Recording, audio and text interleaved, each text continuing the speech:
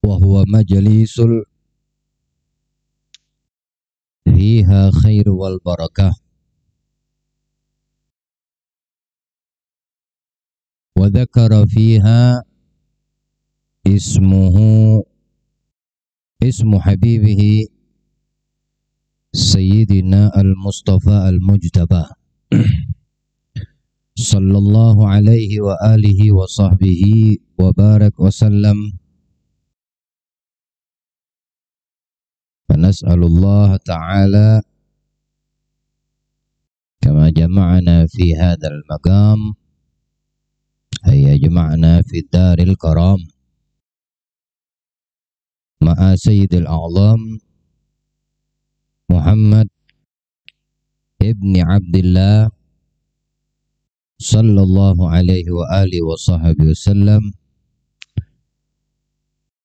wan nabiyyina wal mursalin fi a'lal jinan innahu akramal akramin wa ya arhamar rahimin.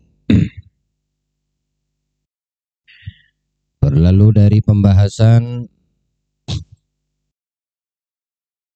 Siratun Nabawiyah di mana telah kita dengarkan bersama di tahun ke-9 Rasulullah Sallallahu Alaihi Wasallam memerintahkan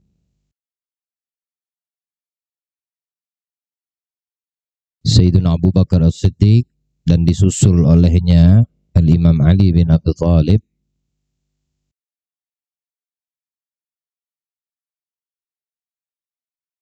untuk menunaikan bersama daripada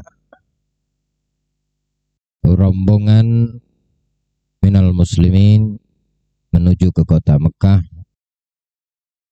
untuk mewakili daripada haji yang tidak bisa dihadiri oleh Nabi kita Muhammad sallallahu alaihi wasallam, yang menunjukkan dengan itu bahwasannya Nabi kita Muhammad setiap datang musim haji beliau menunaikan ibadah haji, baik sebelum beliau hijrah dari kota Mekah menuju Madinah ataupun setelah beliau menetap di kota Madinah. Namun yang masyhur kita ketahui bahwasannya setelah hijrah Nabi menunaikan ibadah haji hanya satu kali, yaitulah yang dinamakan dengan Hajjatul Wada. Namun di setiap datang dan tiba musim haji, Nabi mewakilkan daripada masyru'iyatil hajj kepada sahabat-sahabatnya, hingga di tahun ke-9 mewakilkan kepada sahabat Abu Bakar As-Siddiq alaihim ridwanullah ajma'in. Dan di tahun ke-9 ini juga merupakan dasar at-ta'lim, pengajaran atau ilmu di dalam menunaikan ibadah haji, dan diajarkan olehnya para ashabun Nabi saat itu. Kepemimpinan dipimpin oleh Sayyidina Abu Bakar As-Siddiq dan dibantu oleh Ali bin Abi Thalib. Ikut di dalam rombongan tersebut Abu Hurairah, Mu'adz bin Jabal, dan daripada sahabat-sahabat Rasul yang lainnya. Secara teori mereka ajarkan di tahun ke-9, dan prakteknya langsung dipimpin oleh Rasulullah Sallallahu Alaihi Wasallam di tahun ke-10 daripada Hajjatul Wada yang dipimpin dan dihadiri oleh Nabi Muhammad. Dan kita telah mendengarkan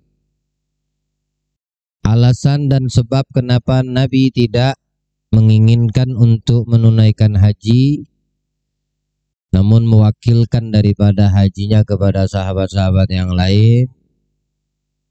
Di satu sisi banyaknya gelombang umat manusia yang datang ke Madinah untuk pada tahun itu, khususnya di tahun 9, dinamakan tahun Al-Wufud. Artinya banyak rombongan orang-orang di sekitaran atau di bumi Arab yang mendatangi Madinah dan Nabi Muhammad untuk mengikrarkan keislaman mereka. Dan di sisi lain masih ada ritual tawaf orang-orang musyrik mengelilingi Ka'bah dalam keadaan telanjang. Maka dari itu dibersihkan oleh Allah dan diturunkanlah surat At-Taubah dari ayat 1 sampai 40 dan dilarang oleh Nabi SAW dari poin-poin yang disampaikan oleh sahabat Rasul. Seperti poin pertama yang sudah kita dengarkan, tidak masuk ke dalam surga orang kecuali orang yang beriman. Yang kedua, tidak boleh lagi tawaf di Baitullah dalam keadaan telanjang. Dan jika ada perjanjian antara orang-orang musyrik dengan Nabi, maka dikasih kelonggaran waktu sampai 4 bulan. Jika berlalu 4 bulan, maka Allah Ta'ala dan Rasulnya membebaskan diri dari orang-orang musyrik. Dimanapun mereka didapati, maka boleh untuk diperangi dan dibunuh. Tapi di masa perjanjian, di masa senggang waktu 4 bulan tersebut, mereka diperbolehkan untuk kemanapun mereka ingin. Atau solusi yang berikutnya, boleh menetap dengan catatan mereka beriman kepada Allah Subhanahu wa Ta'ala dan mengikuti daripada apa yang telah ditetapkan menjadi keputusan Allah melalui wahyunya kepada Nabi Muhammad sallallahu alaihi wasallam. Hingga dikatakan oleh mereka para sahabat yang menyampaikan ini berita, poin-poin yang diamanatkan oleh Rasul, hatta sahal sauti, sampai suara kami serak habis. Dari satu tempat ke tempat, rumah, kemah, hanya untuk menyampaikan amanat Nabi sallallahu alaihi wasallam. Mereka saling membantu, bahu-membahu, solid di dalam kerjasama menyampaikan amanat dari Nabi Muhammad salawatu rabbi wassalamu alaih, yang diiringi dengan kesabaran yang kuat. Oleh sebab itu jugalah mereka mendapatkan kedudukan yang tinggi dan mulia di sisi Allah Subhanahu wa Ta'ala.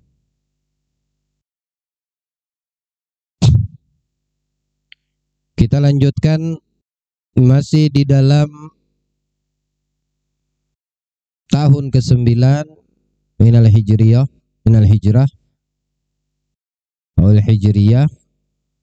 di bulan Ramadan.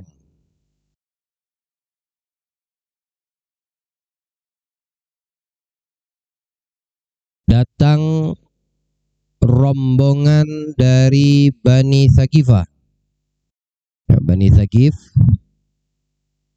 yang pernah saya ceritakan, Bani Thaqifah ini ialah mereka yang benteng mereka dikepung oleh kaum muslimin. Dengan lama waktu mereka sabar menunggu, mencari celah untuk masuk, namun tidak berhasil. Kurang lebih 6 minggu berada, mendirikan kemah hanya untuk mengepung dan memasuki benteng daripada peperangan Taif, hingga Allah mewahyukan kepada Rasulnya agar kembali ke kota Madinah dan tidak melanjutkan serangan. Lalu para sahabat bertanya, Rasulullah, kita udah jauh-jauh, kita udah di depan mata, musuh udah di hadapan, benteng cuma dihalangi sama benteng aja, tetap kita akan, enggak, kata Rasul, nanti mereka akan mendatangi kita dan beriman. Nah ini ada Bani Thaqifah. apa yang disampaikan Rasulullah SAW hak, betul. Ya.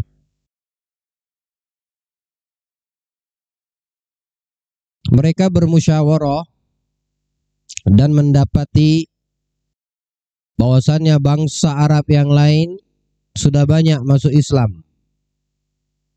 Banyak daripada orang-orang di Jazirah Arab beriman kepada Allah dan Nabi, beriman kepada Allah dan Rasulnya dengan menjadikan Islam agama mereka dan membaiat dengan perjanjian-perjanjian yang dijelaskan oleh Rasul Sallallahu Alaihi Wasallam untuk tidak melanggar dan melaksanakan serta mengamalkannya.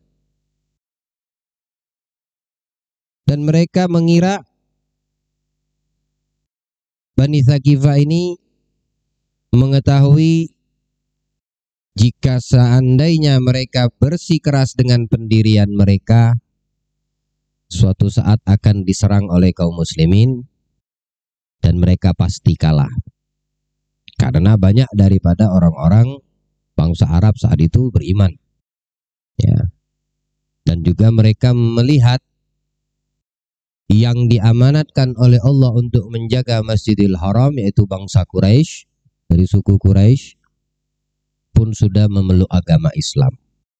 Ya. Yang diamanatkan untuk menjaga Ka'bah dan mereka termasuk orang-orang yang sah bangsa Quraisy ini dari keturunan Nabi Allah Ibrahim dan melalui Nabi Ismail untuk menjaga kota suci Mekah. Mereka sudah ditaklukkan oleh muslimin, oleh Rasul dan sahabat-sahabatnya, dan mereka memeluk Islam, maka tidak akan ada harapan jika terjadi peperangan, Bani Thaqifah akan memenangkan peperangan. Sehingga mereka bermusyawarah dan mereka mengutus utusan yang dikepalai atau diketuai dari utusan tersebut sebagai pemimpinnya bernama Kinana bin Abdi Yalail. Kinana bin Abdi Yalail untuk mendatangi Rasulullah di kota Madinah, dan Sayyidina Abu Bakar tetap dengan perjalanannya dengan rombongan sahabat yang lain beserta Imam Ali bin Abi Thalib untuk menunaikan ibadah haji karena sudah masuk musimnya. Saat mereka menuju ke kota Madinah dan mereka sudah memasuki batasan kota Madinah, mereka disambut kedatangannya oleh sahabat Rasul yang bernama Al-Mughirah bin Syu'bah. Diterima, dan Al-Mughirah bin Syu'bah ini mengajarkan kepada para utusan dari Bani Thaqifah, suku Thaqifah yang datang kepada Rasul untuk mengikrarkan keislamannya, untuk memeluk Islam, bagaimana cara mengucapkan salam kepada Rasulullah. Tapi mereka tetap tidak mau dan mengucapkan salamnya kepada Rasul sebagaimana di masa jahiliyah. Masih dipertahankan. Allahu a'lam bagaimana salamnya orang-orang jahiliyah. Kalau salamnya kita kan Assalamualaikum warahmatullahi wabarakatuh. Itu tahiyatul Islam. Dan dijawab Waalaikumsalam warahmatullahi wabarakatuh. Hukum menjawab salam wajib, ya, fardu kifayah. Wajibnya bukan fardu ain tapi fardu kifayah. Jika ada satu yang mengucapkan salam dan ada banyak orang salah satu sudah menjawab, maka jatuh kepada yang lain. Ya. Nanti berada di dalam rumah, ada tamu datang ketok pintu, Assalamualaikum, di dalam rumahmu ada yang sudah menjawab duluan, maka jatuh kewajiban untuk menjawab. Seperti hukum sholat jenazah, fardu kifayah. Kalau udah satu ada yang menyolati, maka yang lain gugur, tidak wajib. Beda dengan fardu ain, sholat 5 waktu.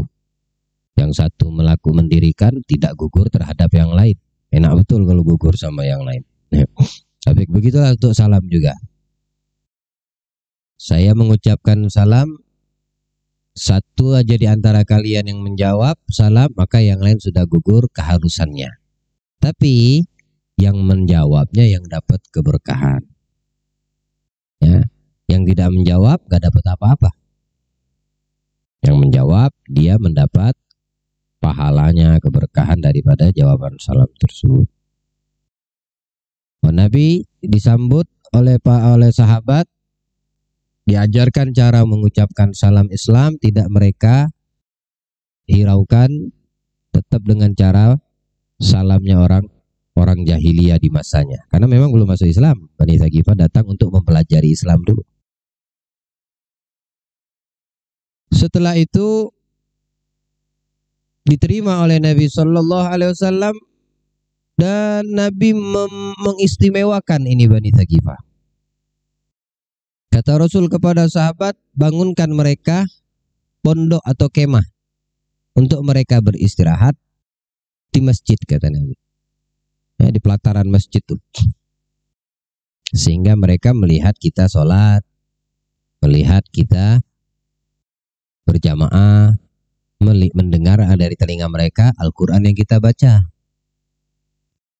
Tapi belum diajarkan sama Rasul Islam.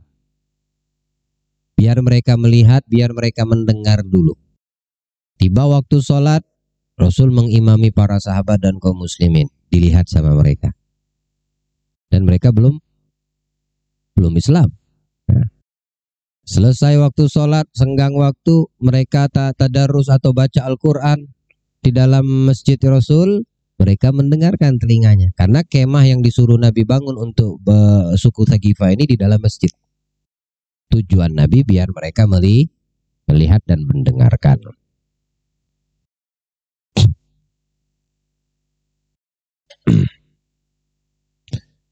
Wa Rasul sallallahu alaihi wasallam mendatangi mereka, diriwayatkan Ibn Sa'ad, setiap malam, tapi selesai sholat isya baru didatangi Nabi kemah mereka.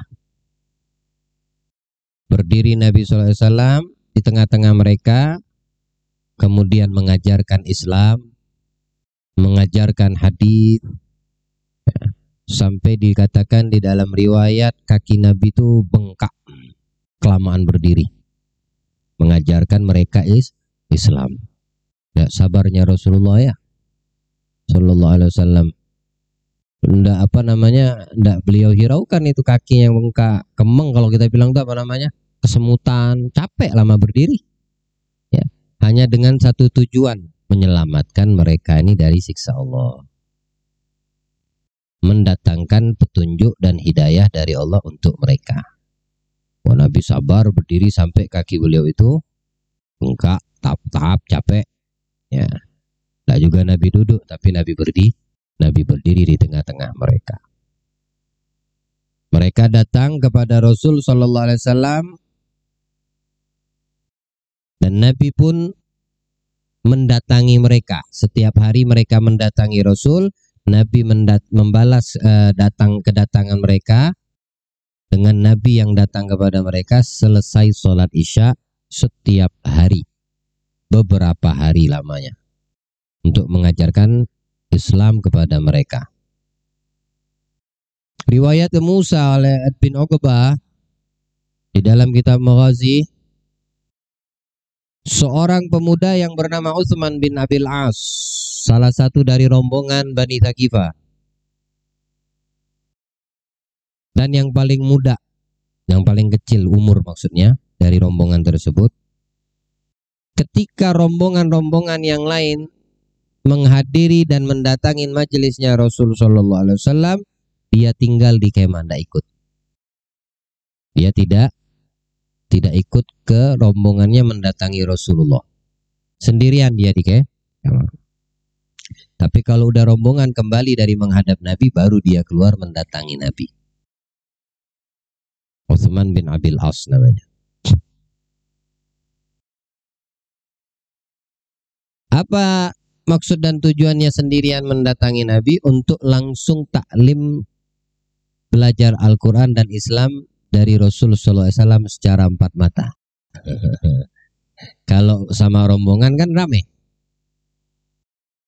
Dia enggak, udah rombongan balik, baru dia datang berdua aja sama Nabi. Mestinya kan kalau seandainya langsung aja kan bisa sama-sama. Ini Nabi mungkin datang waktunya untuk istirahat, datang dia sendirian.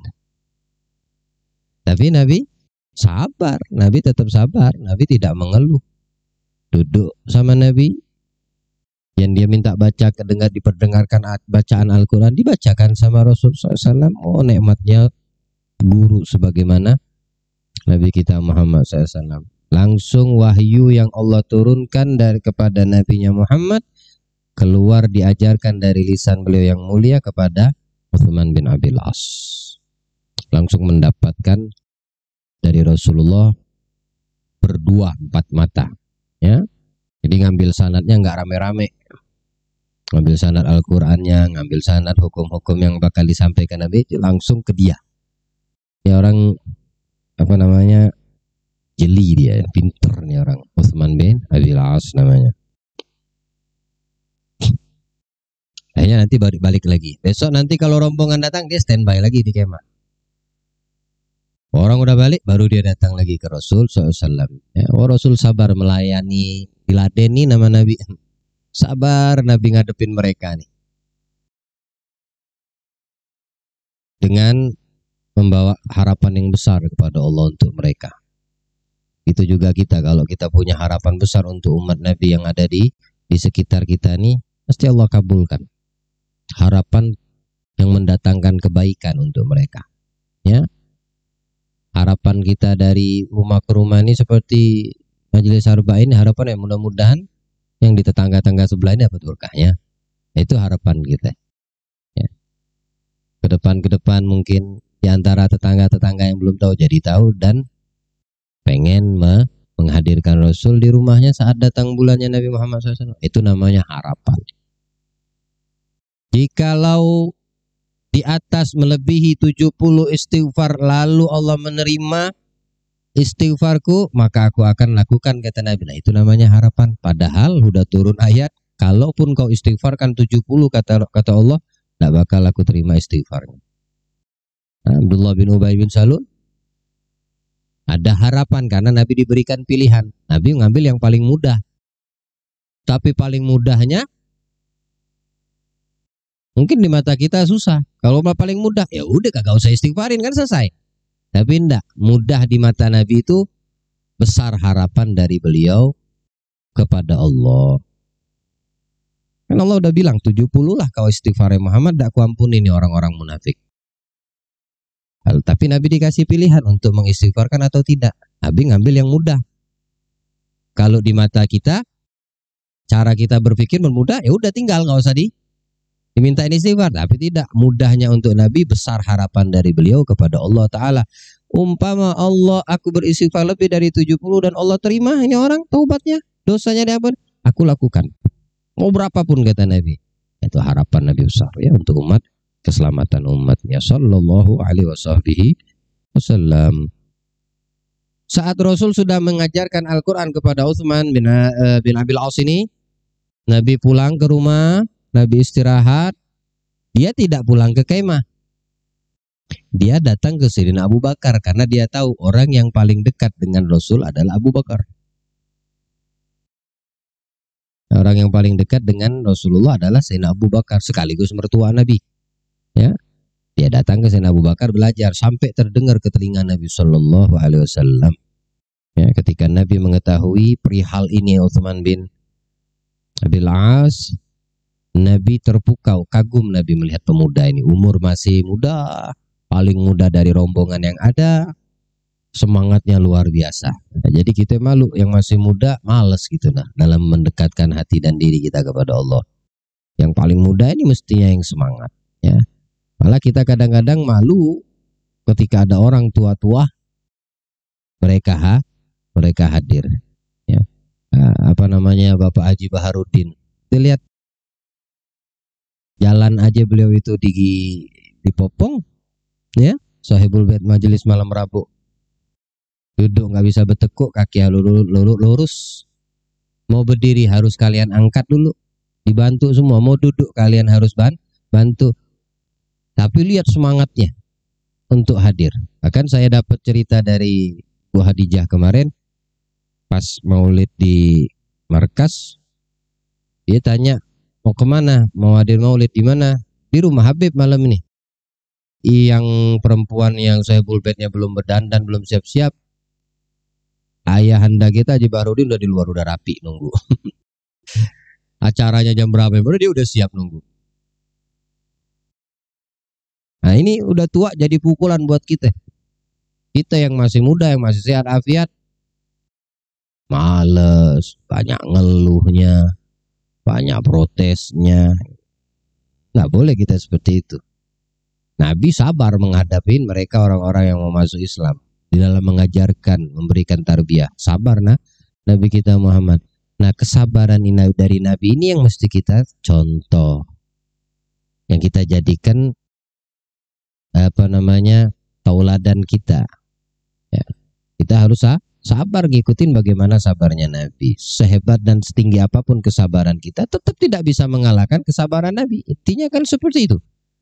Tapi paling tidak ada usaha, ada kemauan, adanya nilai lebih ya dari diri kita terhadap amal kebaikan-kebaikan dan ketaatan itu meningkat. Ya, ada meningkat walaupun satu langkah, walaupun satu derajat ningkatnya. Jangan turun.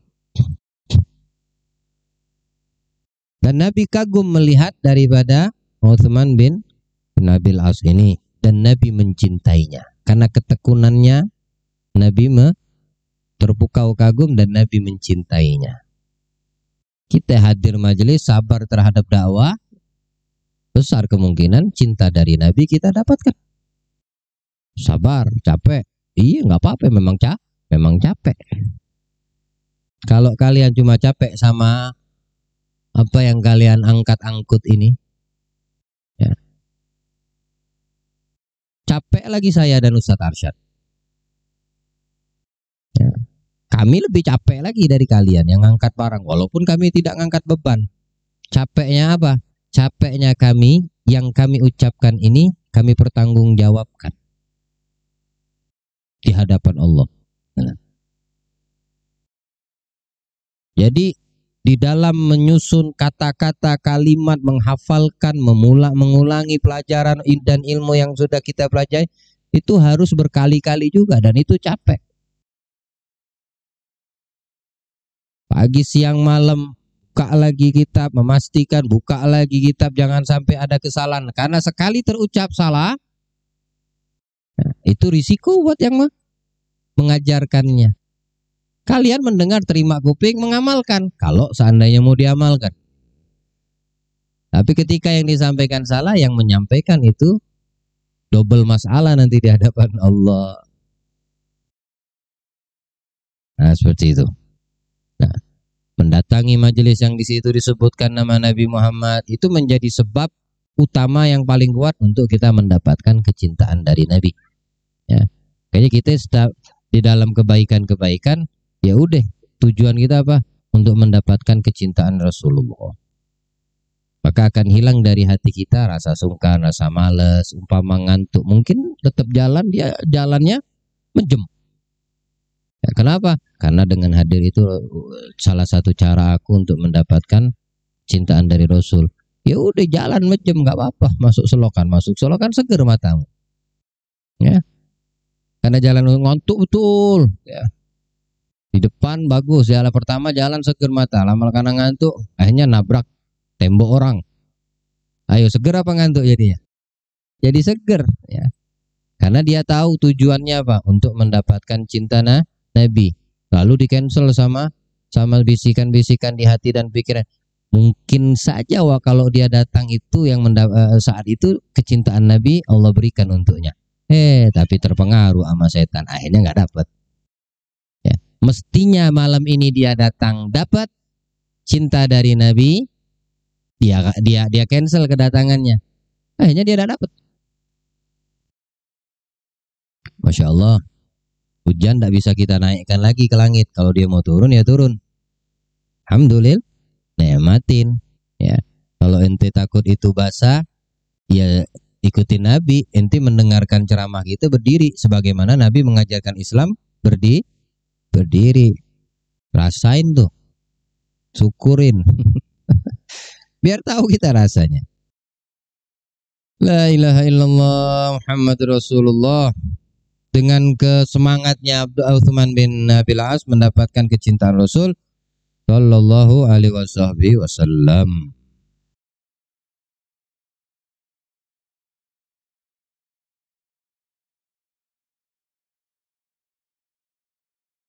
Wa Kinanah bin Abdi Yallil, dia berkata kepada Rasul sallallahu alaihi wasallam. Ya. Ini mikro apa soundnya, kalau ada yang kena hujan hindarin di dalam mungkin.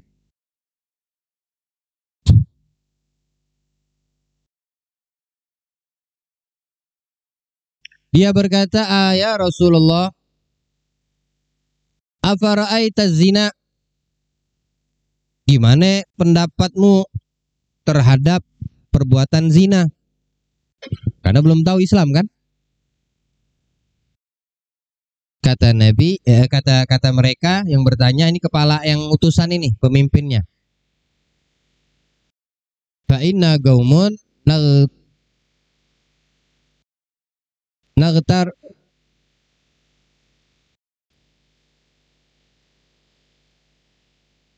fa inna gaumun nadhab wala budda lana minhu. Kami ini orang-orang yang sering musafir. Nah, kalau musafir itu lama perjalanan kami dan kami butuh kepada perempuan untuk berhubungan badan. Paham maksudnya? Kami ini orangnya berangkat-berangkatan, jadi kami butuh kepada zina. Oh, Masya Allah. Mentang-mentang berangkat masa zina dijadikan kebutuhan? Seperti itulah mereka orang-orang jahiliyah dulu. Makanya mereka bertanya, ya Rasulullah, gimana dengan perbuatan zina? Sedangkan kami ini musafiran terus. Kalau nggak ada perempuan, mungkin mati tengah jalan. Bahasa mungkin seperti itu ya. Wallahu a'lam. Dijawab sama Rasul, huwa alaikum haram. Untuk kalian dan siapapun, zina itu haram, kata Nabi. Lalu Nabi membacakan ayat Al-Quran. Wala taqrabuz zina. Innahu kana fahisyata wa sa'a sabila. Jangan deketin perbuatan zina. Ya, maka Allah itu tidak langsung mengatakan jangan berzina. Mendekatin aja dulu nggak boleh. Lihat bagaimana Allah mendidik, digembleng ini orang-orang yang beriman. Jangan deketin, kata Allah. Kalau deketin aja nggak boleh, apalagi melakukan. Kalau berusaha untuk mendekati, dikhawatirkan jatuh dia kepada perbuatan. Maka diawali jangan deketin. Pandangan mata, jangan deketin. Itu bisa menjadi sebab. Tangan, bicara, ya, pembahasan, dua insan lain jenis. Mulut itu bisa jadi pendekatan kepada perbuatan zina. Apalagi kalau yang si laki-laki misalnya gombalnya tingkat dewa. Ya. Kalau udah memuji-muji perempuan padahal belum halal nih. Luar biasa dia punya bahasa dan kata-kata itu. Sama kayak sekarang yang sekarang lagi ngetren ini kan. Kadang ada di medsos kita dapetin atau di YouTube atau apa. Jangan apa namanya? Jangan terlalu maju. Bingung si perempuan tadi. Kenapa? Karena apa bahasanya tuh? Apa, Alwi? Apa dia ngomong nih? Kaget kan si perempuan tadi. Loh, kenapa? Ini yang suka apa namanya? YouTuber nih nah. Jangan terlalu maju, Mbak. Duduknya kursinya jangan terlalu maju. Kenapa, Mas? Kata dia si perempuannya. Karena cantiknya apa itu? Kelewatan. Ya. Itu di dalam mobil kan berdua gitu. Kalau aku di belakang, ku ambil bata aku ketok palanya nih orang. Gombal aja mulutnya. Ya enggak apa-apa yang seperti itu sama bini, sama istri. Jangan sama yang bukan mahram. Itu namanya pendekatan. Seperti itu pendekatan. Allah udah larang. Ya. Dua sejoli, masih sekolah. Mat bobok ya sayang. Ih, enak, jijik. Mimpi yang indah. Yang pintar bahasa Inggris, happy niche dream. Iya, artinya mimpi yang indah kan? Ada yang protes di dalam tuh, ada ahli bahasa Inggris. Halal kagak? Coba sama binimu, udah jadi bini seperti itu kah? Belum tentu. Ya. Mana juga dia bisa romantis sama bini kayak gitu. Udah. Mau romantis sama bini, jangan sama yang belum hal. Nah, itu pendekatan namanya. Akhirnya si perempuan yang suka termakan juga dengan apa namanya mulut comberan laki-laki yang pinter muji ini menghayal dia sebelum tidur dengan bahasa si laki-laki lewat di HP-nya tadi. Ya, syukur-syukur mimpi setan dia. Mau hayalan bagus, perhatian betul ya si fulan misalnya. Itu namanya pendekatan sudah.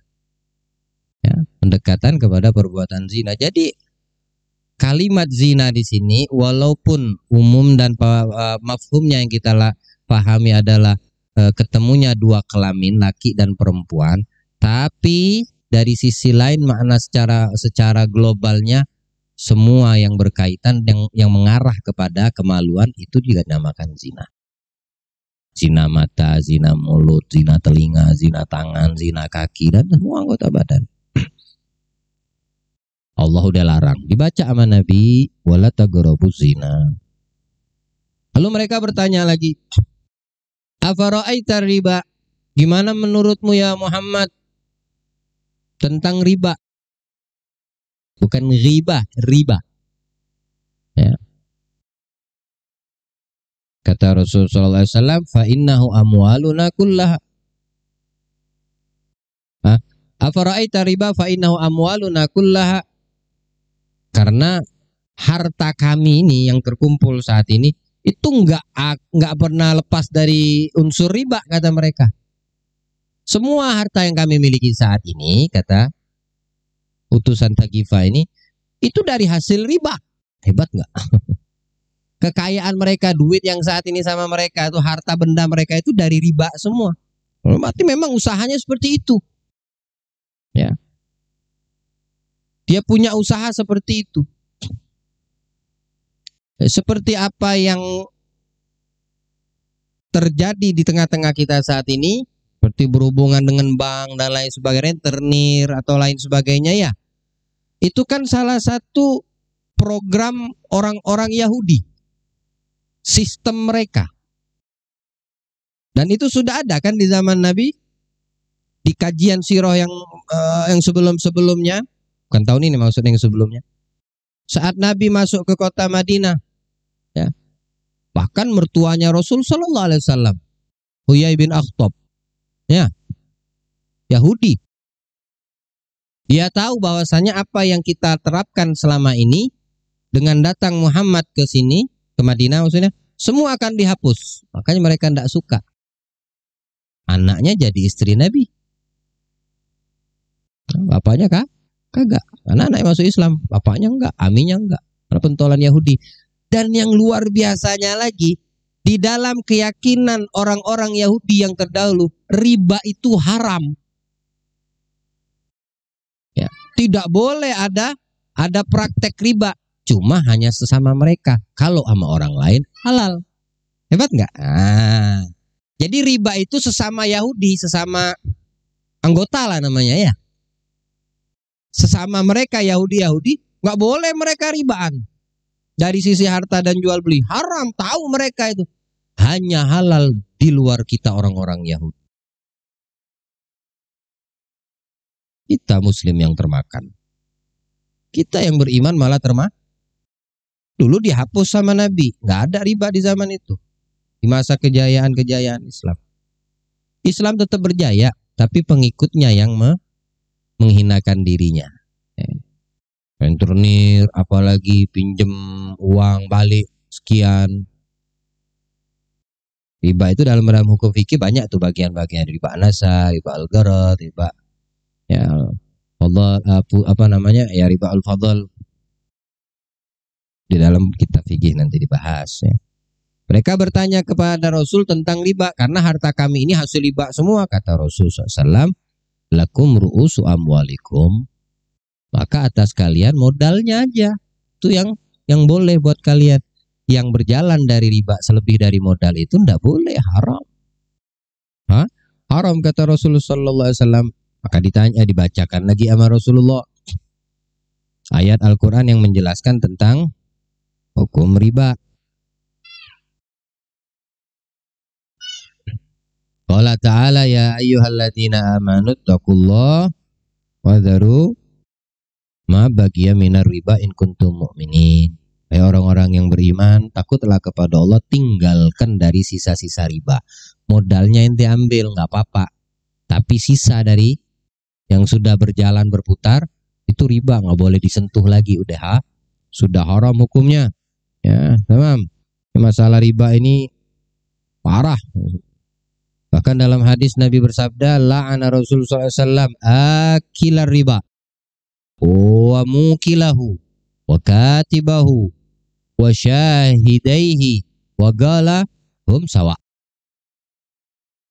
Nabi dalam hadis mengatakan, sesungguhnya aku melaknat, kata Rasul, orang yang makan riba, yang mewakilinya, ya, yang mewakili, tukang catatnya kena juga, atau yang jadi saksi transaksi jual beli atau apa pinjam meminjam yang ada unsur ribanya, yang makan kena, yang nyatat kena, yang diutus kena, ya, yang jadi saksi kena. Semua sama kata Nabi. Aku melaknat orang tersebut. Ya Allah, dilaknat sama Nabi yang berurusan, yang berkaitan sama riba. Lalu bagaimana solusi? Kan sudah Allah jelaskan dalam Al-Quran. Ente boleh ambil Rasul malnya aja, modalnya ente ambil, yang sisanya tidak boleh ente sentuh lagi, yang sudah didapatkan, dihasilkan daripada riba. Ya. Ada beberapa pertanyaan yang datang kepada saya, bagaimana kalau ada orang pinjam namamu, tapi bukan engkau yang transaksi, pinjam nama aja. Yang minjam misalnya Alwi minjam nama Adit, ya, untuk transaksi pinjam meminjam. Mungkin tidak memenuhi persyaratan Alwinya, jadi pakai nama Adit. Aditnya kagak minjam, gak ada urusan, ya enggak. Alwi yang berurusan nanti, tapi pakai nama Adit kena. Padahal dia enggak ngerasakan, enggak mencicipin, Aditnya kena. Jadi gimana solusinya? Batalkan, cancel, ambil modalnya. Kalau dipertahankan, maka itu orang berhari, siang, pagi, sore, malam, sampai selesai dia punya urusan, terlaknat di mata Allah dan Rasul. Ya, untuk bertahankan. Saya pernah tertipu. Saya pernah. Waktu itu masih tinggal di Selumit. Menjelang sholat Jumat jam 10-an saya bangun, bunyi telepon. Banyak dari pihak bank. Saya nggak usah sebut banknya. Memberikan tawaran. Kalau saya masih ngantuk, nggak ngeh apa yang disampaikan. Asuransi kesehatan. Kesehatan. Jadi Bapak cukup mengatakan iya dan tidak saja, kata dia. Oh ya, iyalah kamu ngantuk. Walhasil setiap bulan saya lihat kok terpotong 400.000. Ya, saya komplain ya, ke bank ini tadi. Ini kapan ini kok terpotong terus saldo saya nih setiap bulan 400. Akhirnya, loh, Bapak ikut program asuransi kesehatan. Saat itu anak saya masih 2, Rodijah sama Habibah. Kapan ya? Nggak ada pihak bank menawarkan. Enggak Pak, ini langsung dari pusat via telepon. Tak ingat-ingat, oh mungkinlah waktu pernah ada ini, mungkin lupa saya. Bapak, saya cancel aja, saya nggak mau lanjutin. Nggak bisa Bapak klaim karena belum masuk waktunya. Nanti belum masuk tenggang waktunya. Terus sampai kapan ini? Ya sampai selesai. Kalau Bapak udah selesai ininya baru boleh klaim.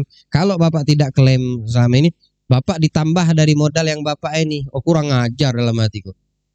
Cancel, saya tidak mau tahu, saya bilang. Tapi kalau di cancel, Pak, uang Bapak yang sudah Bapak setorkan 3, 4, atau 4 bulan ini selesai. Gak apa-apa, Anda bilang.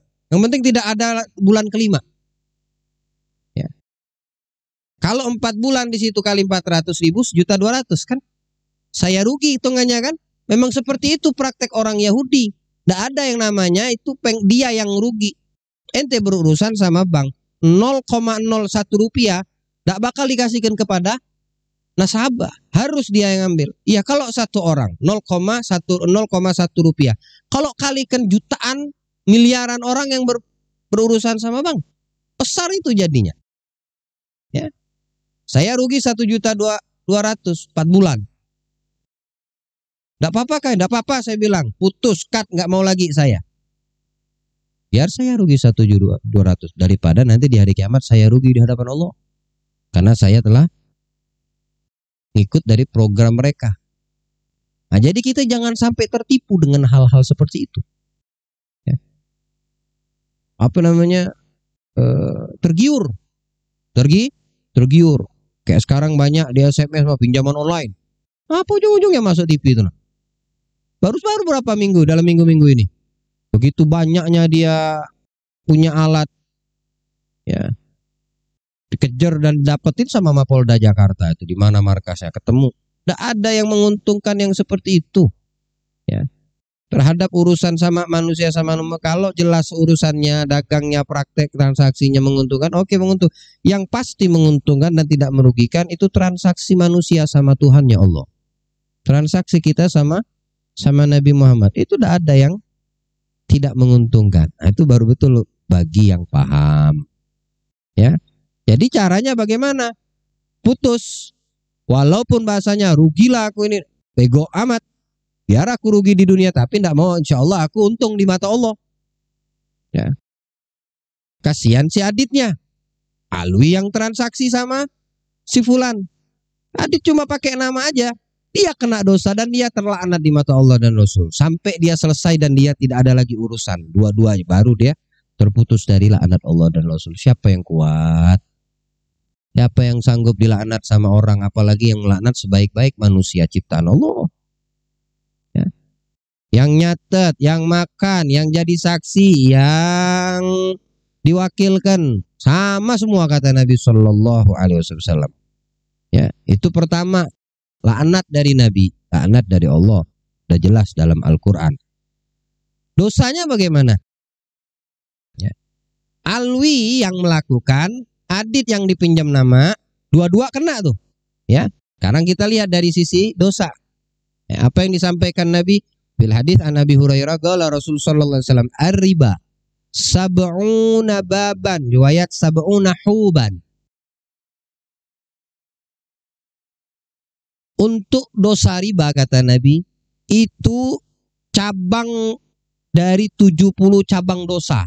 Perbuatan riba itu memiliki 70 cabang dosa. Prakteknya satu. Ya. Maksiatnya namanya riba, RIBA. Dosanya ada 70 jalan. 70 cabang. Pohonnya satu, rantingnya berapa? Wah, banyak kan ranting pohon. Pohonnya satu. Riba kalau engkau gambarkan adalah satu pohon yang gagah, gede. Berarti semakin dia gagah, pohon itu semakin banyak rantingnya. Nah, rantingnya ini dosa. Dari riba itu mengalir 70 pintu dosa. Bilang Rasul, ahwanuha, paling kecilnya dosa kata Nabi. Kawaga'ir rajul ala ummihi, seperti anak yang menzinai ibunya. Paling ringannya dosa riba kata Rasul seperti anak, ya, menzinahi ibu kandungnya atau menikahi ibu kandungnya sendiri. Itu paling ringan, belum yang ke-69-nya. Tidak tahu lagi dosanya yang bagaimana. Ya. Tapi itulah kita manusia ini kadang-kadang kurang sabar jadi orang. Tergiur, ya, cepet, nggak lihat. Kita tidak melihat dari nominal banyak dan sedikit, ya. Ini pinjaman juta, pinjaman 10 juta, bayarnya cuma 10 juta 10 ribu. Pinjaman 10 juta, bayarnya 10 juta 10 ribu. Tenggang waktunya dikasih 10 tahun lagi. Wah, apa orang nggak tergiur? Pinjaman 10 juta, batas mentok bayarnya 10 tahun. Kira-kira sebulan berapa dibayar? 10 tahun dibagi, nah, murah banget. Ya enggak? Motor aja 3 tahun ente juta di atas sekarang per bulannya. Itu yang 20 jutaan, ini pinjaman 10 juta, batas tenggang waktunya 10 tahun. Nah, dibagi aja. Berarti ringan banget. Apa enggak tergiur ente? Mungkin yang kau beli itu sudah hancur duluan. Urusanmu bayar belum selesai. Karena 10 tahun. Ya. Tergiur. Tapi ada kelebihan di dalam pembayaran. Mestinya kalau ente minjam 10 ya balik 10. Ada 10 koma. Atau jadi 11. Nah, itu kan sudah jelas. Ada tambahan. Itu jelas riba. Jadi jangan kita tertipu. Mereka bertanya, kami semua harta kami ini ya Rasulullah ya dari hasil riba. Kata Rasulullah SAW, ya, walakum ru'usa amwalikum. Bagi kalian modalnya, sisanya tidak boleh kalian gunakan lagi sudah. Dan jangan diulangin. Karena mereka baru masuk Islam. Lalu mereka bertanya lagi, ya Rasulullah, afara'aital khamr? Gimana dengan minuman keras, khamr yang memabukkan? Kami punya bumi ini penghasil buah-buahan yang digunakan, yang dijadikan untuk khamr. Dan pasti harus dengan itu kami bisa hidup. Artinya dengan usaha tersebut. Maka dikatakan Rasul, innallah harramaha, Allah mengharamkan khamr. Dan proses haramnya khamr itu pun dengan tahapan, ya. Tidak langsung gitu. Nah, beda dengan riba tadi, ya. Kalau khamr dia tidak langsung. Allah dalam masalah riba langsung itu ya, nggak ada tahapan-tahapan lah, langsung. Wa'ati Allah, wa'ati Rasul, wahdaru fa in tawallaitum fa'lamu annama 'ala rasulil balagul mubin. Taati Allah, taati Rasul. Dan hati-hati kata Allah. Kalau kalian berpaling, maka tugas para Rasul utusanku hanya menyampaikan. Berarti urusannya sama Allah, bukan sama para nabi. Para ustadz, para ulama menyampaikan. Udah disampaikan, udah. Yang tersampaikan ini bagi kalian yang mendengar, kalian berpaling dari apa yang kalian dengar. Urusan kalian sama Allah, bukan sama kami lagi udah. Ya Allah sendiri yang langsung bilang, ya. Allah sendiri yang langsung mengatakan taati Allah, kata Allah dalam Al-Qur'an. Wa taati Rasul. Wahdaru, hati-hati. Hati-hatinya apa? Fa in tawallaitum, kalau kalian berpaling setelah apa yang kalian dapatkan dari utusan kami. Kata Allah, kami udah ngutus nih. Nabi nggak ada, para ulama penerusnya udah kami utus tuh, kata Allah dalam Al-Qur'an. Dan hati-hati jangan kalian berpaling. Fa in tawallaitum, kalau kalian berpaling. Fa'lamu, ketahuilah mereka hanya utusan, kata Allah, untuk menyampaikan. Berarti urusan berpaling kalian ini sama aku, kata Allah. Ente mau berurusan sama Allah. Kalau yang baik bagus, jangan berurusan dengan pelanggaran hukumnya dan syariatnya. Para ulama hanya menyampaikan, para nabi dan rasul hanya menyampaikan. Dan orang-orang yang suka makan riba, kata Allah, alladzina ya'kuluna riba la yaqumuna illa kama yaqumul ladzina takhabbathu syaitan minal mas. Orang yang makan riba, mau sekecil apapun, sedikit apapun, ya, kenyang kagak kenyang, nanti pada hari kiamat dia dibangkitkan, ya, seperti orang yang kerasukan syaitan. Pernah lihat orang kerasukan? Nanti kita lihat di hari kiamat, hari kebangkitan. Kalau ada orang yang inti kenal waktu hidup di Tarakan, kita tinggalnya di Tarakan nih. Berarti orang sekitaran kita aja, yang mana yang kita tinggal kita kenal. Kalau seandainya ada yang kita kenal, mudah-mudahan tidak kita ya. Amin. Bangunnya, dibangkitkan, bangkit dari kubur, dari kematiannya, seperti orang kerasukan setan. Nah, udah kelihatan waktu masih hidup dia suka makan riba. Seperti orang kerasukan setan, bilang Allah, ini Allah bilang sendiri. Mereka tidak akan bisa berdiri melainkan seperti berdirinya orang yang kemasukan syaitan karena tekanan di kepala mereka. Penyakit gila namanya. Itu orang yang, bahkan dalam hadis Nabi mengatakan bangkitnya orang yang suka berurusan dan memiliki hubungan dengan riba, kepala dan mukanya kalau enggak babi kerah. Badannya manusia, tapi kepalanya kalau enggak Allah jadikan kerah seperti babi. Tangan, kaki, badan sama.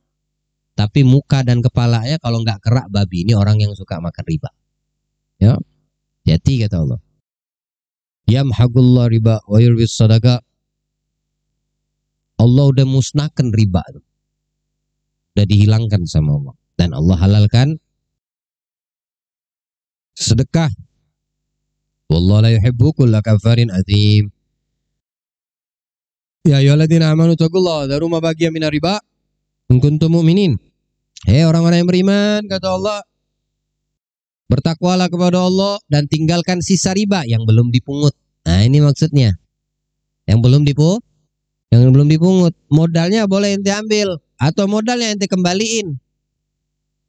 Ada orang jadi rentenir, dia tobat. Ya. Dia rentenir, dia tobat. Di zaman Habib Abdullah bin Husain bin Tahir itu hadir ke majelis seorang rentenir tujuan untuk nagih, tapi karena dia hadir majelis, kebetulan di majelis saat itu Allah turunkan rahmat, tobat dia jadi rentenir. Langsung jadi ulama besar. Jadi orang wali Allah, dicintai sama Allah. Ambil, kembalikan modalnya kalau engkau sebagai peminjam. Ya. Balikan modalnya yang mestinya dia cicilin, enggak usah. Terus barangnya bagaimana? Ya udah cicil aja sebagaimana kau minjam. Paham enggak maksudnya? Kau minjam kepada si rentenirnya 10 juta, ya sudah kata si rentenir yang tobat ini, cicil aja 10 juta mana? Enggak ada 11 juta, tadinya 11 juta karena dia belum sadar, belum dapat taufik dari Allah. Ketika dapat dan tobat, maka ambil atau balikkan modalnya aja. Fa illam taf'alu. Nah, ini kalau tidak dia lakukan. Ini namanya kalimatut tahdzir minallah. Ini namanya peringatan keras nih dari Allah nih. Fa illam taf'alu. Kalau kamu tidak mengerjakannya, artinya meninggalkan sisa riba tadi. Ya intinya tidak taubat dengan perbuatan riba, baik yang melakukan dari 4 kategori tadi, yang minjam, yang makan, yang menjadi saksi, yang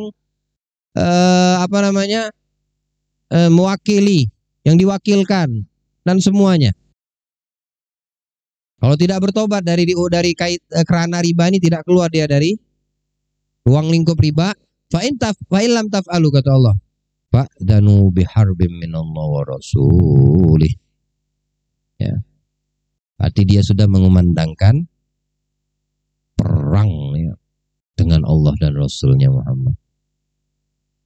Allah, ayo perang sama ada. Berarti kalian sudah mau ngajak aku dan Rasulku perang kalau kalian tidak mau. Artinya tetap kalian acuh cuek, langgar, tetap jalan jadi rentenir, tetap jalan ngikutin program orang-orang yang berkaitan dengan riba. Berarti nanti mau perang sama anak. Siapa yang bisa menang melawan Allah? Itu pertanyaannya.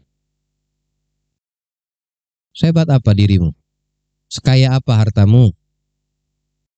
Sekuat apa tenagamu? Setinggi apa jabatanmu? Seberapa banyak orang pengikutmu? Yang kau lawan yang menciptakanmu. Yang mau kau perangin yang menciptakanmu. Tak bakal menang. Maka dari itu jauhi daripada perbuatan riba. Wal khamr, begitu juga haram kata Allah dalam Al-Quran, dibacakan Nabi. Firman Allah, innamal khamru wal maisiru wal ansabu wal azlam rijsum min amalis syaitan fajtanibuh la'allakum tuflihun. Sesungguhnya khamar dan judi. Ya, judi. Ya. Kalau dulu judi orang datang ke tempat ya.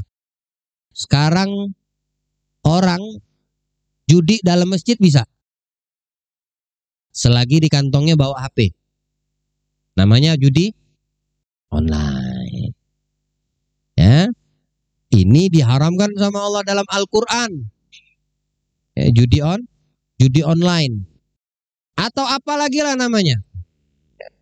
Pokoknya tidak diperboleh dan dilarang sama Allah. Kenapa? Karena itu diantara amalan perbuatan syaitan. Jauhi kata Allah. Ya, jauhi.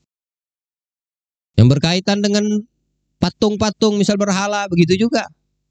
Perjudian, khamar, kemudian taruhan dengan busur panah. Kalau zaman sekarang apa namanya?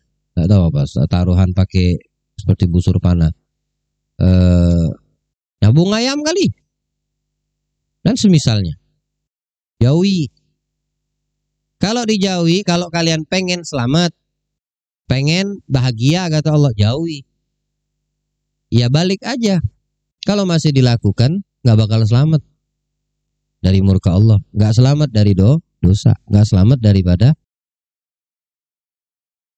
Gak enak kalau seandainya berurusan sama Allah dan Nabi itu dari sisi melanggar tuh betul-betul nggak nyaman. Ya. Betul-betul nggak nyaman. Kita ngadepin sama manusia aja belum tentu menang.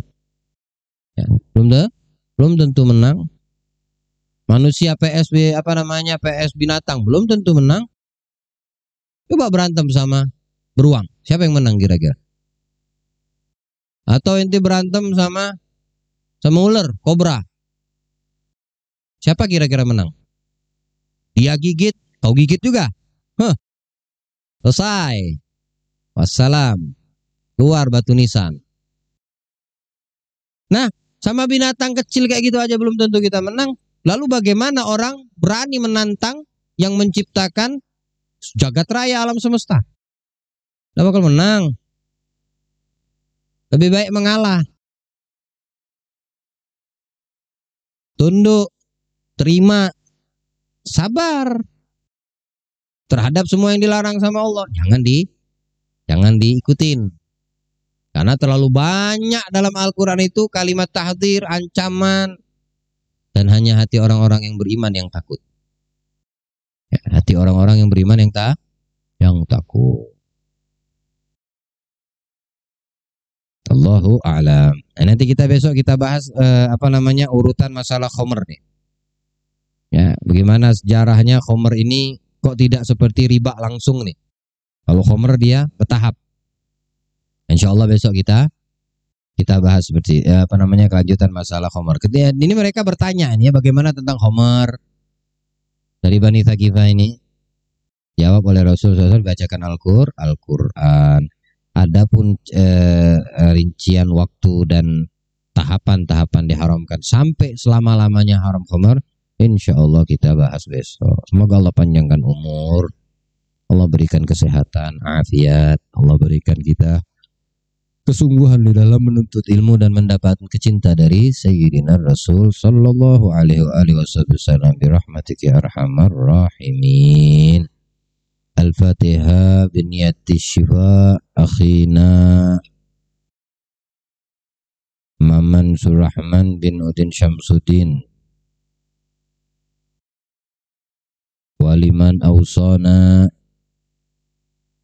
bidu'a asyifa minal mu'minina wal mu'minat al-madhkur wa man lam yadhkur annallaha ishfihim shifaan ajilan la yugadir saqaman wala alama على من وصلافنا الصالحون بسر الفاتحة حضرة الرسول محمد الفاتحة.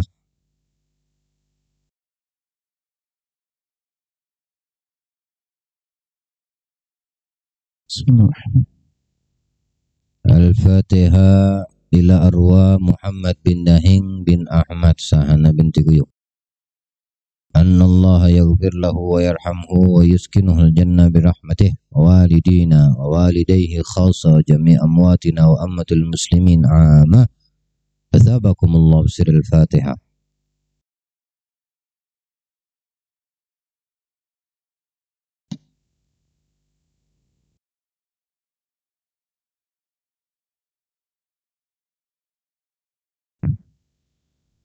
يا رب يا كريم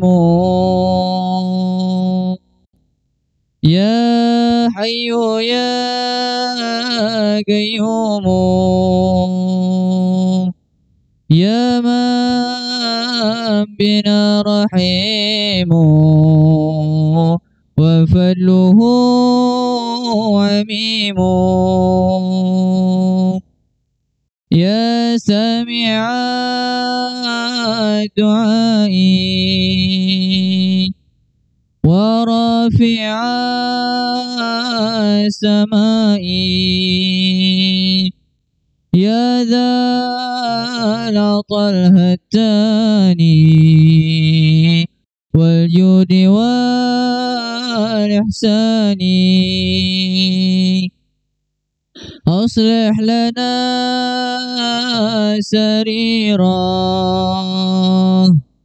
ونوّر البصيرا وأصلح القلوب واغفر لنا الذنوب واستر لنا العيوب وأعطنا المحبوب وأكشف الكروب وأكفنا المرهوب أحسن كما أحسنت واستر كما سترت وزد كما قد زدت وجد كما قد جئت أتمم بما أنعمت وما به مننت واحفظ لما أكرمت به وما عرفت واختم لنا بالحسنى يا ربي واعف عنا فإننا ظلمنا أنفسنا وخنا نقول بلساني ما ليس في الجنان ونظهر الإحسان ونخفي البهتان نأمر بما لا نعمل ونأتي ما لا نجهل إحساننا مساوي وصدقنا دعوي نرائي الخلائق وللورى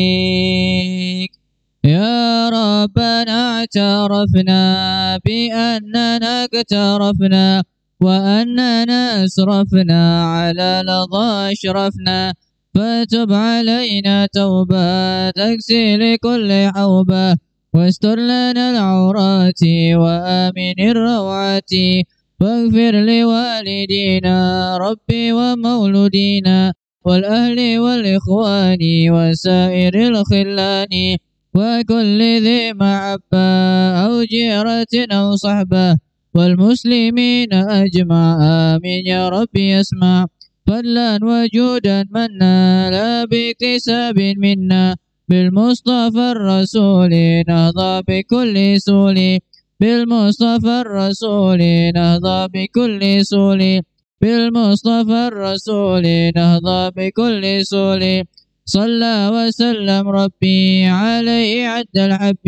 وآله وصحبه عداد طس صحبه في البدء والتناهي ربنا انفعنا بما علمتنا ربي علمنا الذي ينفعنا ربي فكنا وفك أهلنا وقربات لنا في ديننا مع أهل الكتر أنثى وذكر ربي وفقنا ووفقهم لما ترتدي قولا وفعلا كرما وارزق الكل حلالا دائما وأخل أتقيا علما نرضى بالخير ونكفى كل شر ربنا أصلح لنا كل الشؤون وأكر بالرضا منك العيون وقض عنا ربنا كل الديون قبل أن تأتينا رسل المنون واغفر واستر أنت أكرم من ستر وصلاة الله تكشى المصطفى من إلى الحق دعانا والوفاء بكتاب فيه الناش شفاء وعلى الآل الكرام شرفاء وعلى صحب مصابه الغرار اللهم اهدنا بهداك واجعلنا ممن يسارع في رضاك ولا تولنا وليا سواك ولا تجعلنا ممن خالف أمرك وعصاك وحسبنا الله ونعم الوكيل ولا حول ولا قوة إلا بالله العلي العظيم وصلى الله على سيدنا محمد وعلى آله وصحبه وسلم والحمد لله رب العالمين.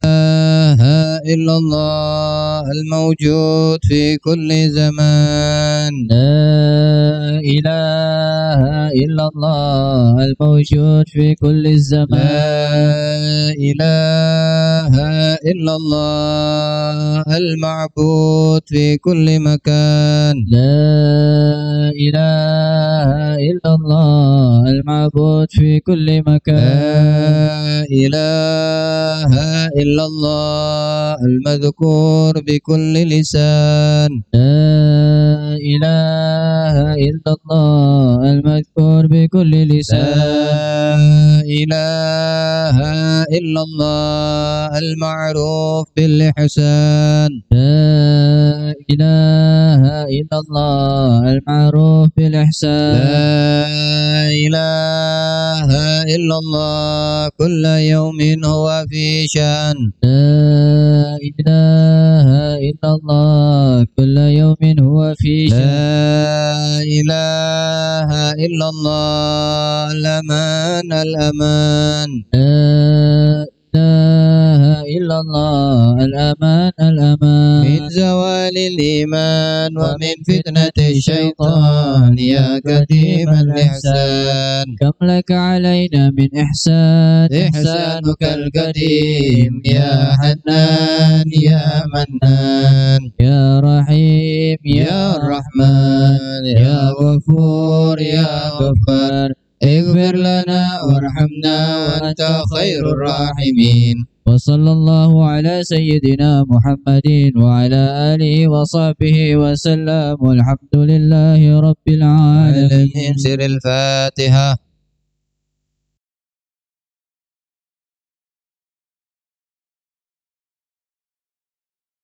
Allah berkahi perkumpulan kita malam hari ini. Allah berkahi sahibul hajat, sahibul bait. Allah berkahi dari apa yang telah dikeluarkan, diganti dengan sebaik-baik gantian di sisi Allah Subhanahu wa taala. Amin ya rabbal. Jalankan salawat yang Allah meridhai kita. Sallallahu ala Muhammad sallallahu alaihi wasallam. Sallallahu ala Muhammad sallallahu alaihi wasallam. Sallallahu ala Muhammad ya Rabbi salli alaihi wasallim. Assalamualaikum warahmatullahi wabarakatuh. Diumumkan jadwal Maulid Arba'in besok malam, yaitu di Majelis Syababul Mahabbah, alamat Jalan Cendrawasih. Sekali lagi jadwal Maulid Arba'in untuk besok malam, yaitu di Majelis Syababul Mahabbah, alamat Jalan Cendrawasih. Syukran. Wassalamualaikum warahmatullahi wabarakatuh.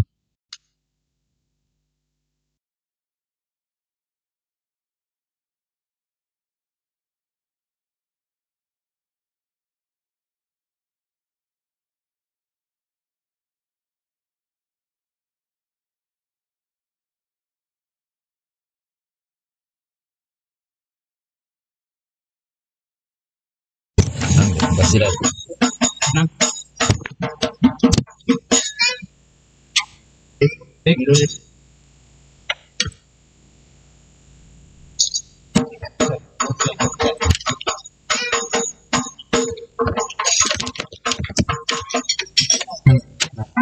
Saudara sehat. Allah lama karek Sulawesi.